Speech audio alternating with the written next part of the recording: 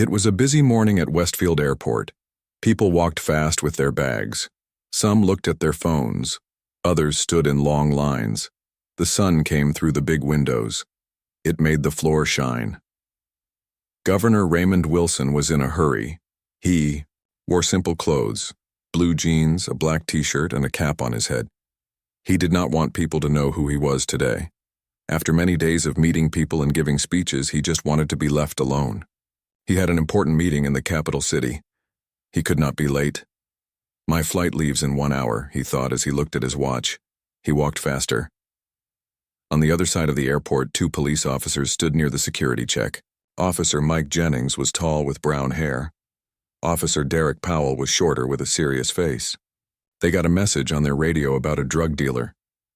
"Look for a tall black man in jeans and a black shirt," said the voice on the radio. "Keep your eyes open," Officer Jennings said to his partner. "Boss wants more arrests this month." Officer Powell nodded. "Yeah, we need to show some results." They looked around the busy airport. Many people walked past them. Then Officer Powell saw a man in a black shirt and jeans. "Mike, look over there," he said quietly.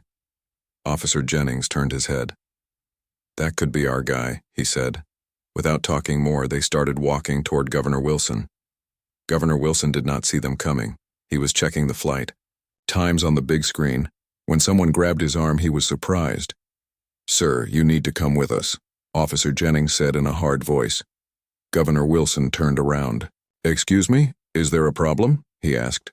He was confused. "Don't make this hard," Officer Powell said. His hand was already on his handcuffs. "We think you have drugs." Governor Wilson could not believe what he was hearing. "Drugs? That's crazy. I don't have any drugs. I'm just trying to catch my flight." People around them stopped to watch. Some took out their phones and started recording. The officers did not care. They pushed Governor Wilson against the wall. His face hit the cold surface. Officer Jennings pulled his arms behind his back and put handcuffs on him. "Listen," Governor Wilson said. He tried to stay calm even though he felt angry and ashamed. "There's been a mistake. I am Governor Raymond Wilson. My ID is in my pocket. Just check it." "The why?" Officers laughed. "Sure you are," said Officer Jennings with a smile that was not friendly. "And I'm the president." Officer Powell laughed too. Everyone has a story when they get caught. They started pulling Governor Wilson toward a small room. The handcuffs hurt his wrists. People watched with open mouths. Some shook their heads. A woman with short black hair pushed through the crowd. It was Maria Sanchez, the governor's chief of staff. She was supposed to meet him at the gate. "What are you doing?" she shouted. Her face was red with anger. "That's Governor Wilson you're holding." The officers stopped walking. They looked at each other. Their faces showed they were not sure anymore. "Ma'am, this is not your business," Officer Powell said, but his voice was not strong now. "It is my business," Maria said. She took out her phone. "And it's about to be your boss's business too." She made a call right there. She talked fast and loud. Her eyes never left the officers' faces. The crowd got bigger. People whispered to each other. "Is that really the governor?" "Those cops just arrested the governor." "I got it all on video." "This is going on social media right now." The airport security chief came running. His face was white like paper. "Officers, let the governor go now," he shouted. He had keys in his hand. He started opening the handcuffs himself. The officers' faces changed. They looked like someone had thrown cold water on them. They finally realized who they had just handcuffed, the most important person in the state. A man whose picture was in every government building. A man who could end their careers with one word. We didn't." Officer Jennings tried to say something, but no words came out. The handcuffs came off. Governor Wilson rubbed his wrists. They were red and sore. His face did not show what he was feeling. The whole airport was quiet now. Hundreds of eyes watched to see what would happen next. The security chief could not stop saying sorry. "Governor, I am so sorry for what happened. These officers did not follow the rules. They acted without checking. This should never have happened." Governor Wilson fixed his shirt. He stood straight. His eyes moved around the crowd. He saw all the phones recording this moment. He knew what he did next would be important. It would not just be about him. It would be about race problems in the whole state. "I want to talk with these officers," he said in a clear voice. Alone. The small security room was hot and had no windows. Governor Wilson sat across from the two officers. They could not look him in the eyes. The security chief wanted to stay, but the governor said no. "Do you know why you stopped me?" Governor Wilson asked. His voice was calm but serious. Officer Jennings moved in his chair. "We got information about a suspect." "That's not what I asked," the governor cut him off. "I asked if you know why you stopped me specifically." No one spoke for a long time. The silence in the room felt heavy. "You saw a black man in regular clothes and you made up your mind right away," Governor Wilson finally said. "You didn't check who I was. You didn't ask for ID. You went straight to handcuffs and pushing me against a wall." "Sir, we—" Officer Powell started to talk. "I'm not done," the governor said. "I don't want to end your jobs today. I want something more important. I want you to understand what happened here. I want real change." Outside the room, the story was already spreading everywhere. News people had arrived at the airport. Videos of what happened were all over the internet. The governor's staff tried to control the situation, but they knew this would be a big story no matter what they did. By afternoon, it was on all the news channels. "Governor handcuffed. Race problem at Westfield Airport," said the headlines. Videos showed the governor being handcuffed and pushed, then the shock when people found out who he was. In the governor's office, an emergency meeting was happening. His advisors, press people, and lawyers all had different ideas about what to do. "This is a good time to push for police changes," one advisor said. "People are angry." "Or we could say it wasn't a big deal," another person suggested. "Just call it a mistake. No need to make more problems." Governor Wilson listened without talking. He tapped his pen on the table. Finally, he spoke. "I don't want to use this for politics, but I also won't pretend it didn't happen. What happened to me happens to many people every day, but they don't have the protection of being governor." He stood up and walked to the window. "Set up a press conference for tomorrow morning, and call the police chief. We're going to face this problem directly." That evening, the police department said sorry in an official statement. They said officers Jennings and Powell were on leave while they investigated what happened. On social media, some people defended the officers. Others wanted them fired right away. Everyone was talking about it. At home, Governor Wilson talked with his family about what happened. His 14-year-old son looked worried. "So even being governor doesn't protect you?" he asked.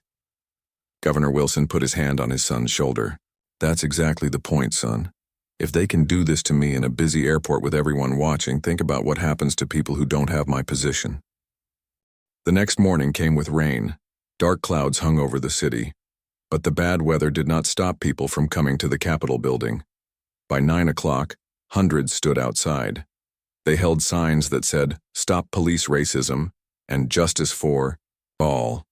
News vans lined the street. Reporters tested their microphones and fixed their hair. Inside the Capitol, Governor Wilson sat in his office. He looked at the speech his team had written for him. The words were good, but something did not feel right. He put the paper down and looked out the window at the growing crowd. "Sir, we should go soon," said Maria, his chief of staff. "Everyone is waiting." The governor nodded. "There's one more thing I need to do first." He picked up his phone and made a call. "This is Governor Wilson. I want to speak with officers Jennings and Powell." Maria's eyes grew wide. "Are you sure that's a good idea? Those are the officers who—" "I know who they are," the governor said. His voice was firm. "Have them come to my office now." 30 minutes later, officers Jennings and Powell stood in the governor's office. They looked tired, with dark circles under their eyes. They had not slept well. Officer Jennings kept running his hand through his hair. Officer Powell stared at the floor. "Do you know what's happening today?" Governor Wilson asked them. "Yes, sir," Officer Jennings said in a quiet voice. You're going to talk to the press about what we did. The governor walked around his desk. And what do you think I should say? The officers looked at each other. They did not expect this question. I guess you'll tell them to fire us, officer, Powell said. His voice shook a little. Governor Wilson crossed his arms. Is that what you think should happen? More silence filled the room. Then Officer Jennings spoke. Sir, we've been thinking about what you said yesterday, about seeing a black man and making up our minds right away. He stopped and took a deep breath. You were right. We didn't see you as a person. We saw what we wanted to see. Officer Powell nodded. We've been cops for 8 years. We never thought we had racist ideas. But now we see that we do. We just didn't want to admit it. The governor studied their faces. And now? We want to make things right, Officer Jennings said. Not just with you, with everyone. We want to be better cops. What exactly are you asking for? The governor wanted to know. The officers looked at each other again. Then Officer Powell spoke. We want to come to your press conference. We want to say sorry in public. We want everyone to see that we know we were wrong. The governor was surprised. This was not what he expected. These officers were willing to stand in front of cameras and admit they were wrong. That took courage. You understand that this isn't just about one mistake, right? The governor asked. This is about a bigger problem. This is about how police treat people who look different. We know, Officer Jennings said.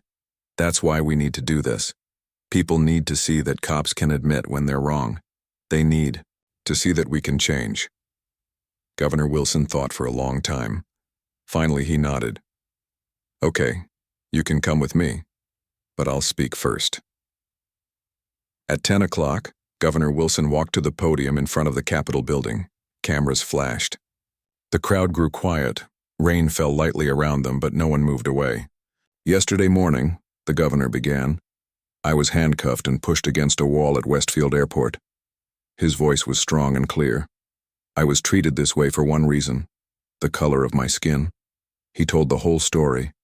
He did not leave out any details. He talked about how it felt to be treated like a criminal. He talked about the shame and anger he felt.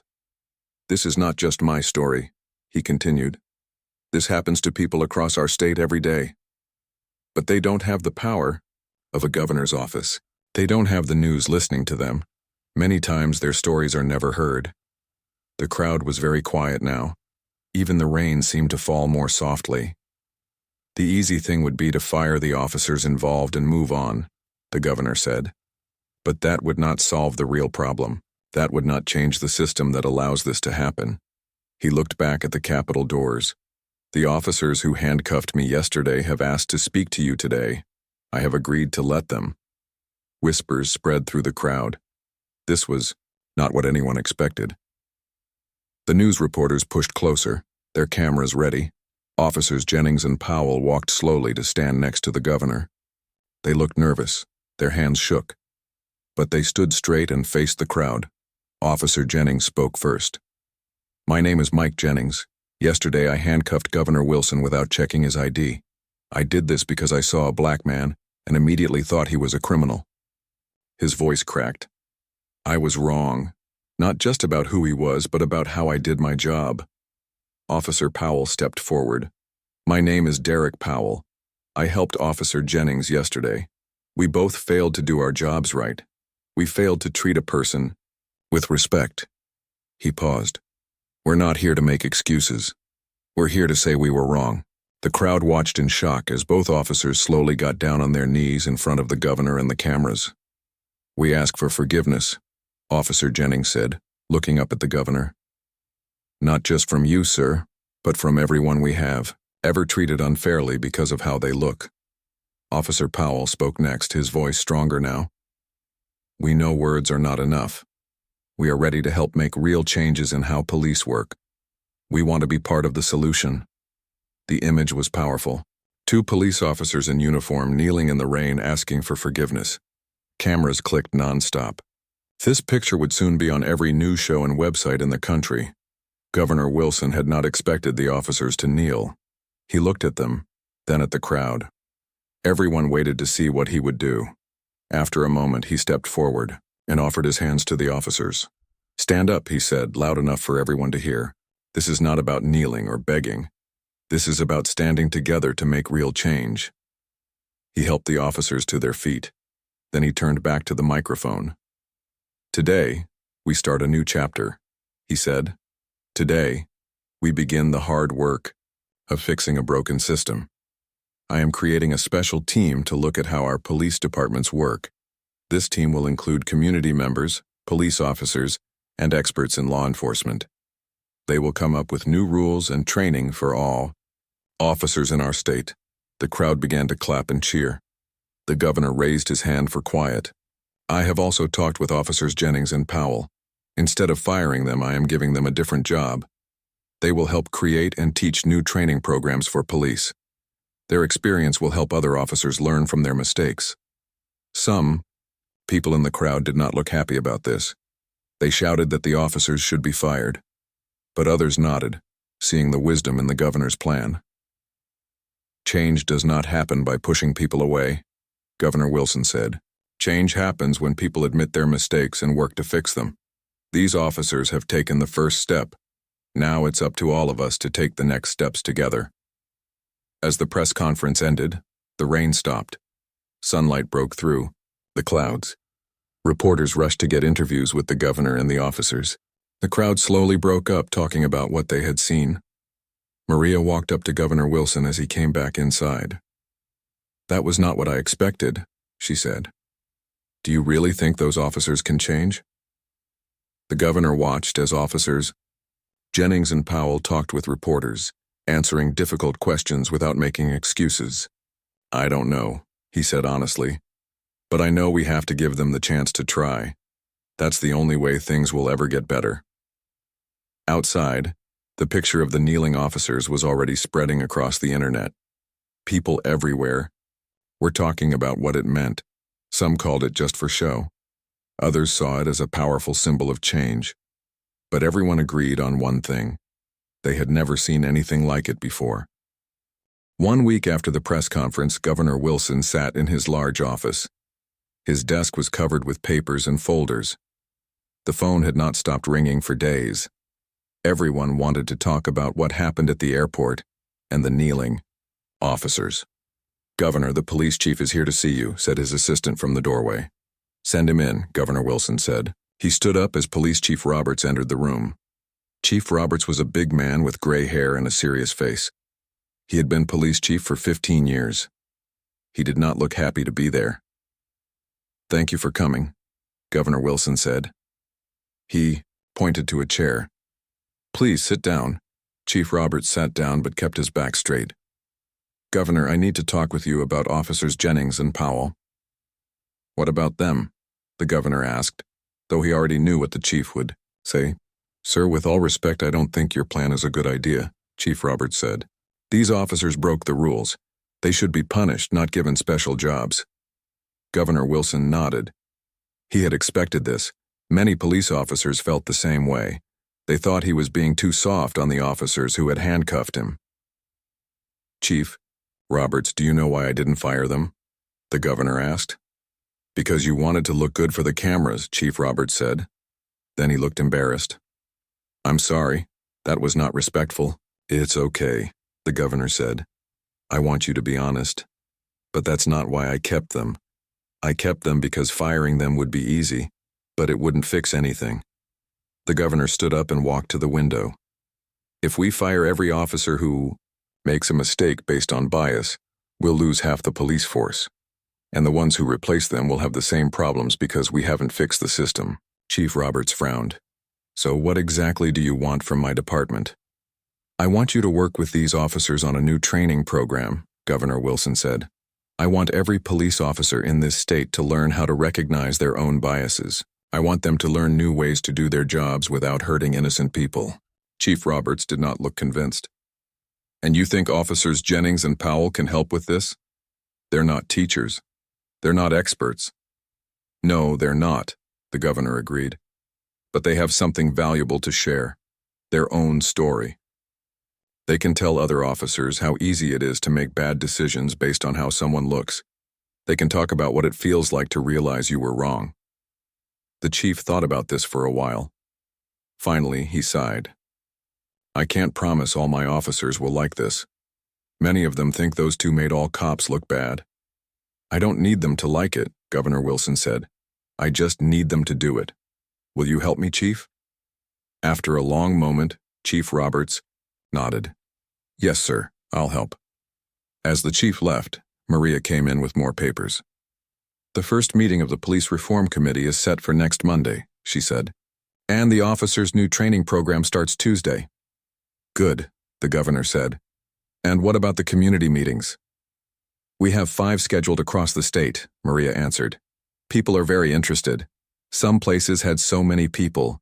Sign up that we had to find bigger rooms. Governor Wilson smiled. For the first time in days, he felt hopeful. Maybe something good could come from what happened to him. Meanwhile, across town, Officers Jennings and Powell sat in a small classroom. They were working on their part of the new training program. Papers and books covered the table between them. I never thought I'd be doing this, Officer Powell said. He looked tired. Dark circles showed under his eyes. Making a training program instead of being on the street. Officer Jennings nodded. Me neither, but it's better than being fired, right? I guess so, Powell said. But some of the other officers won't even talk to us now. Did you see how they looked at us in the locker room yesterday?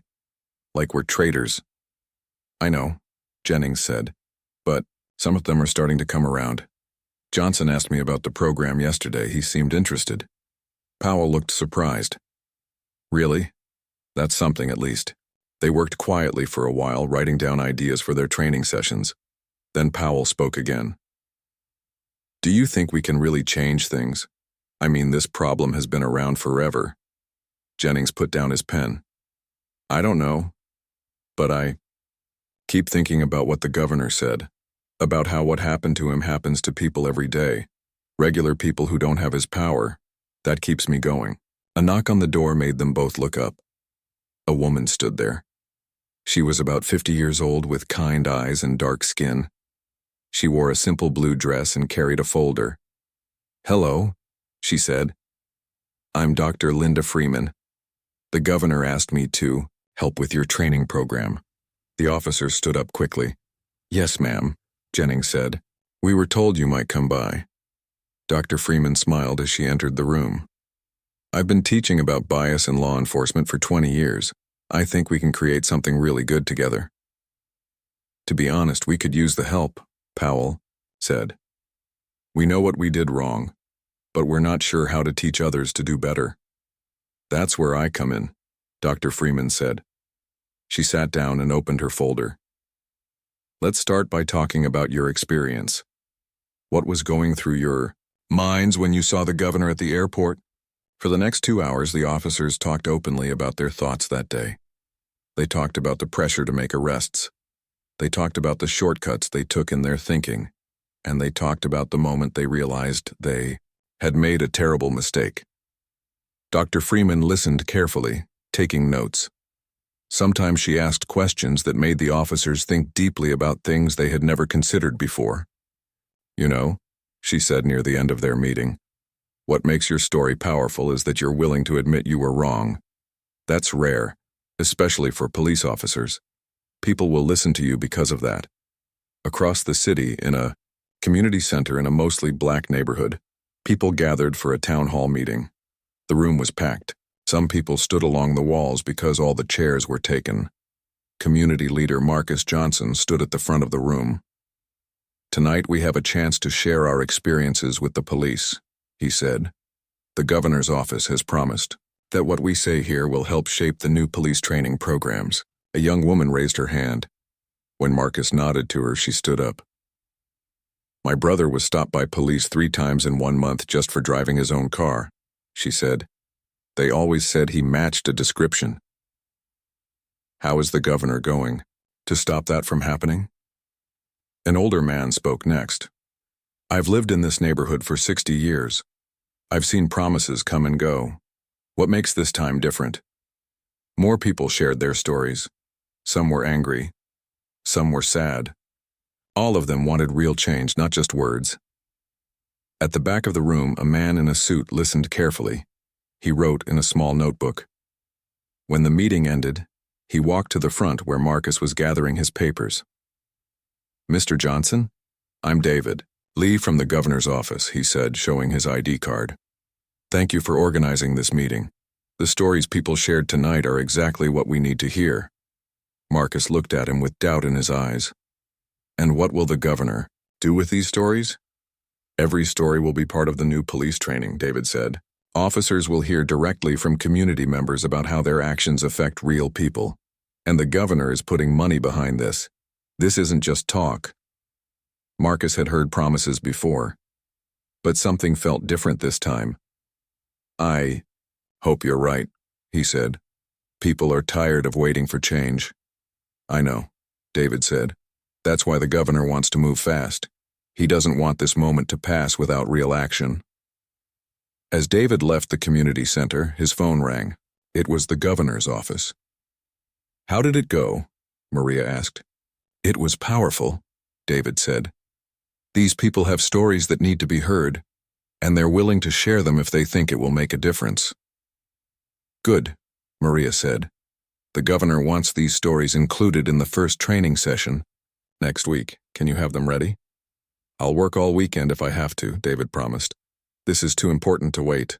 The big training room at the police academy was full. More than 50 police officers sat in chairs waiting. Some looked interested. Others looked angry. Most just looked tired. It was 8 in the morning, and this was the first day of the new training that Governor Wilson had ordered. Chief Roberts stood at the front of the room. "Good morning, officers," he said in a loud voice. "Today we start a new training program about fair policing. I know some of you don't want to be here, but this is not optional. The governor himself has ordered this training for every police officer in the state." Some officers made angry noises. One spoke up. "So we all have to do this because 2 officers made a mistake?" Chief Roberts held up his hand. "This is not about 2 officers. This is about making sure we all do our jobs the right way." He looked around the room. "I'll be honest, I didn't like this idea at first, but after seeing what the governor and his team have put together, I think this will make us better police officers." The room got quiet. If Chief Roberts supported this, maybe it was worth listening. "Now," the chief continued, "I want to introduce the people who will lead this training." The door opened, and Dr. Linda Freeman walked in. She was followed by officers, Jennings and Powell. The room filled with whispers. Everyone knew who these officers were. Their faces had been all over the news. Dr. Freeman smiled at the group. "Good morning, I'm Dr. Linda Freeman. I've been teaching about fair policing for 20 years. She pointed to a screen behind her. "But today I'm not going to start with facts or rules. I'm going to start with stories. Real stories from real people in our community." The screen lit up with a video. A middle-aged black man appeared. He looked nervous, but spoke clearly. "Name is Robert Jackson. I'm a high school teacher. I've been stopped by police 8 times in the last 2 years. Each time they said I matched a description or looked suspicious. Each time I was just driving home from work or going to the store. Each time I was afraid." The video changed to show a young woman. "I'm Sophia Martinez. When my car broke, down at night I called for help. When the police came, they kept asking if I was in the country legally. They didn't help me with my car until I showed them my ID 3 times. I was born here. This is my country too." More videos played. More stories. Some were about small things, rude words, unfair treatment. Others were about bigger things, rough arrests, guns pointed at innocent people. Each person told their own story in their own words. The room was very quiet now. Some officers looked down at their hands. Others watched the screen with serious faces. When the videos ended, Dr. Freeman spoke again. "These are your community members, the people you swore to protect. They're not asking you to do an impossible job. They're asking you to see them as people first." She turned to Officers Jennings and Powell. Now these officers have something to share with you. Officer Jennings stepped forward. He looked nervous, but his voice was steady. A few weeks ago, I thought I was a good cop. I thought I treated everyone fairly. Then I handcuffed the governor because he was a black man in jeans and a t-shirt. He paused. I was wrong. And it made me ask myself, how many other times was I wrong? How many other people did I treat unfairly without even realizing it? Officer Powell spoke next. We're not here to make you feel bad. We're here because we learned something important. We learned that we all have ideas in our heads about different kinds of people. These ideas affect how we do our jobs, even when we don't notice it. For the next 2 hours, they talked about the airport incident in detail. They explained every thought, every decision they made that day. They talked about the pressure to make arrests. They talked about the shortcuts in their thinking. And they talked about what it felt like to realize they were wrong. At first, many officers sat with their arms crossed. But slowly, things changed. Some started to ask questions. Others shared their own stories of times they might have judged people too quickly. One older officer raised his hand. I've been on the force for 20 years. I've never thought of myself as racist. But listening to these stories, maybe I've been missing something. Maybe we all have. By the end of the session, the room felt different. Not everyone was convinced. Some officers still looked angry or bored. But most were thinking hard about what they had heard. As the officers left for lunch, Governor Wilson watched from a small room next door. He had come to see how the first training was going, but he didn't want to distract the officers with his presence. What do you think? He asked Maria, who stood beside him. It's a good start, she said. But changing minds takes time. We need to keep this going. And we will, the governor promised, for as long as it takes. That evening, Governor Wilson had a different kind of meeting. He invited Robert Jackson, the teacher from the video, and 5 other community members to his home for dinner. He wanted to hear more about their experiences, away from cameras and reporters. They sat around his dining room table, eating and talking. At first, everyone was nervous. It's not every day you eat dinner with the governor. But soon, the conversation became more natural. Governor, can I ask you something? Said Robert Jackson. What was going through your mind when those officers handcuffed you at the airport? Governor Wilson put down his fork. First, I felt shock, then shame, then anger. He looked around the table.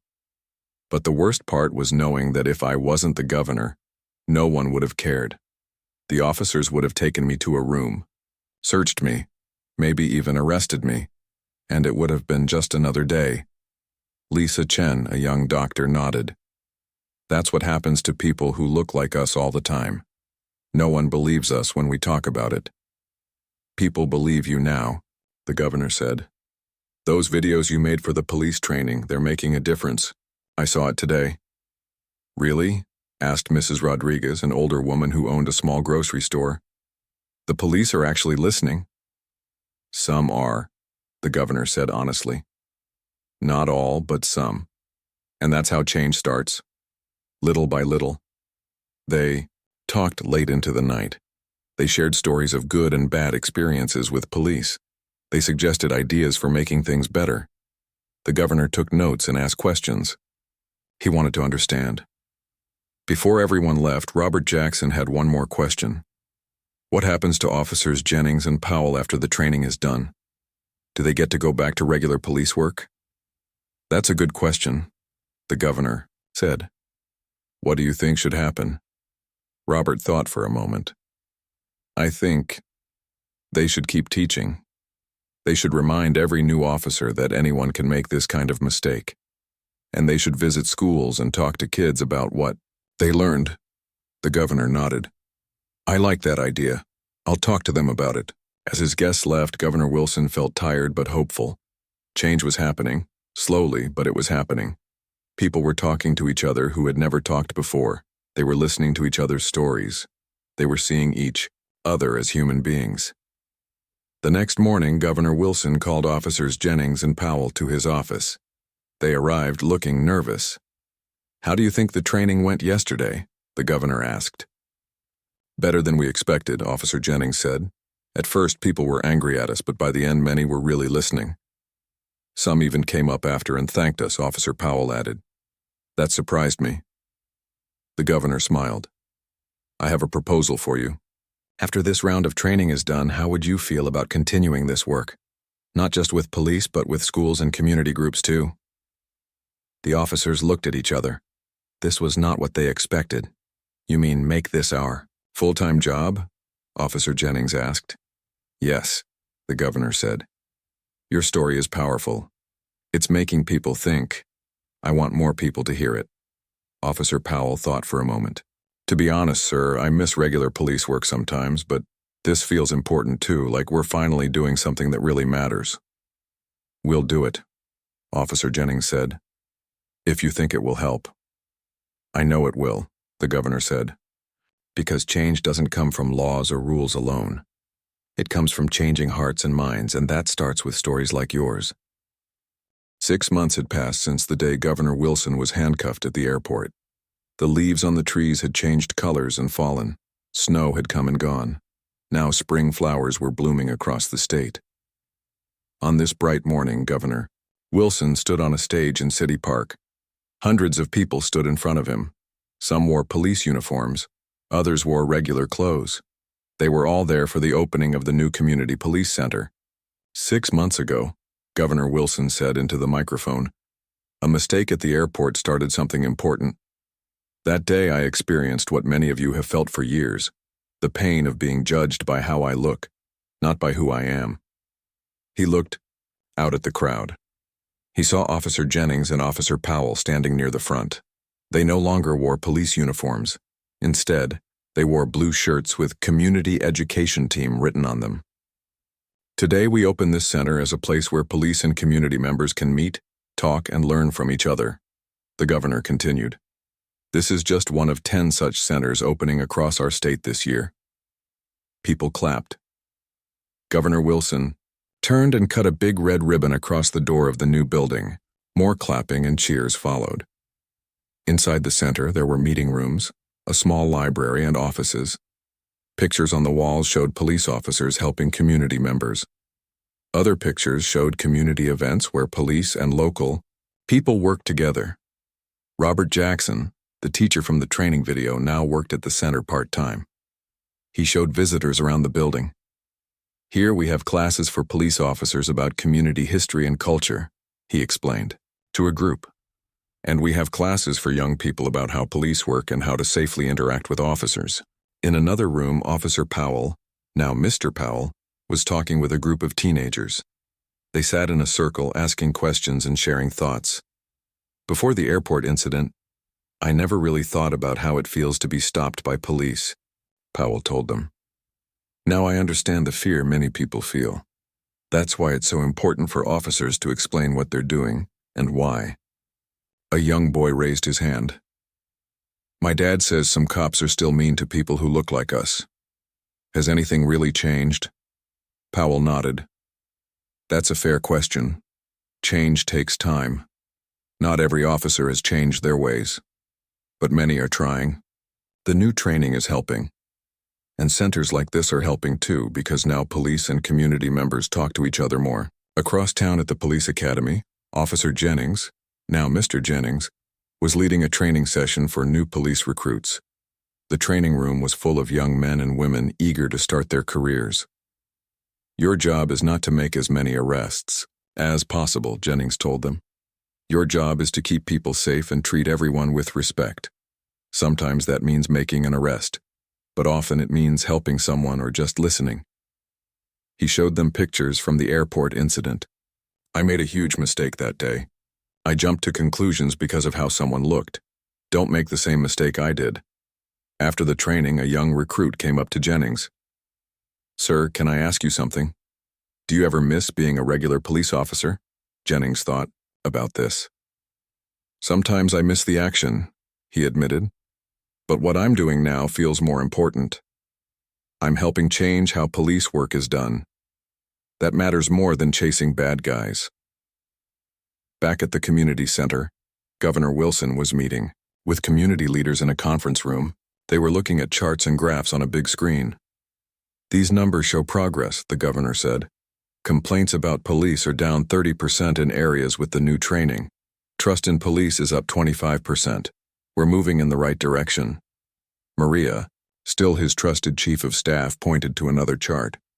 But we still have work to do. In some neighborhoods, people still don't call police when they need help because they don't trust them. That's why we need more centers like this one, said Mrs. Rodriguez, the grocery store owner who had dinner at the governor's house. Now she was part of the community advisory board that helped run the center. People need to see police as helpers, not threats. The meeting continued for another hour. They talked about new programs and ideas for bringing police and communities closer together. Later that afternoon, a special ceremony took place in the main hall of the center. People packed the room. TV cameras stood at the back. Governor Wilson stood at a podium with Chief Roberts beside him. Today we want to recognize officers who have shown outstanding commitment to fair policing, the governor announced. One by one, officers came forward to receive special pins for their uniforms. These officers had gone beyond their duties to build trust in their communities. Some had started youth programs. Others had learned new languages to better communicate with people in their areas. And finally, the governor said, we have a special recognition for two men who turned a mistake into a movement. Mike Jennings and Derek Powell could have lost their jobs after the airport incident. Instead, they helped create a new way of thinking about police work. Jennings and Powell walked to the front of the room. The governor handed each man a special award, a glass statue of two hands shaking. Thank you, Jennings said to the crowd. But we don't deserve awards for doing what's right. We're just trying to fix what was broken. Powell nodded. The real heroes are the community members who shared their stories even when it was hard, and the officers who were willing to listen and change. After the ceremony, people mingled and talked while eating food from local restaurants. Officers chatted with community members. Children played games led by youth workers. In a quiet corner, Governor Wilson stood with Robert Jackson, watching the scene. Did you ever think that day at the airport would lead to all this? Robert asked. The governor shook his head. Never. I was just angry and humiliated. I wanted those officers punished. And now they're teaching others, Robert said. Funny how things work out sometimes. It wasn't just luck, the governor said. It was people willing to do the hard work, of talking to each other and really listening. Just then a small girl ran up to them. She looked about 7 years old with bright eyes and curly hair. Are you really the governor? She asked, looking up at Governor Wilson. He smiled and knelt down to her level. Yes, I am. What's your name? I'm Sophia, she said. My mom says, you helped make police officers be nicer. Is that true? Governor Wilson glanced at Robert, then back to the little girl. Well, Sophia, I helped a little bit, but it took many people working together, and we're still working on it. Sophia thought about this. My daddy is a police officer, she said proudly. He helps people, and he's never mean to anybody. That's wonderful, the governor said. Officers like your dad are very important. As Sophia ran back to her parents, Robert smiled. That's what we're working for, isn't it? A time when all children can be proud of the police, and no one has to fear them because of how they look. Yes, Governor Wilson agreed. We're not there yet, but we're on the way. Outside the center, the sun was beginning to set. People started heading home, talking about what they had seen and heard. Police officers and community members walked side by side, sometimes even laughing together. It wasn't perfect. There were still problems to solve and trust to build. But something had changed. A mistake at an airport had opened a door, and people on both sides had been brave enough to walk through it, toward a better future for everyone. As Governor Wilson drove home that evening, he thought about how sometimes the worst moments can lead to the best changes. All it takes is the courage to admit mistakes and the willingness to learn from them. That was the real lesson from the day he was handcuffed at the airport. A lesson he hoped the whole state, and maybe the whole country, would never forget.